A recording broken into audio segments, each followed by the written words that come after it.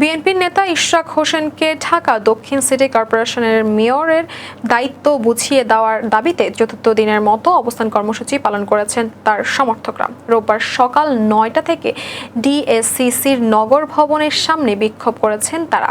গত ২৭ মার্চ বিএনপির আন্তর্জাতিক বিষয়ক কমিটির সদস্য ইশরাক হোসেনকে ঢাকা দক্ষিণ সিটি কর্পোরেশনের মেয়র ঘোষণা করে রায় দেন ঢাকার প্রথম যুগ্ম জেলা জজ ও নির্বাচনী ট্রাইব্যুনাল। আদালতের রায়ের পরিপ্রেক্ষিতে ইশরাককে ঢাকা দক্ষিণ সিটি কর্পোরেশনের মেয়র ঘোষণা করে গত ২৭ এপ্রিল গেজেট প্রকাশ করে নির্বাচন কমিশন।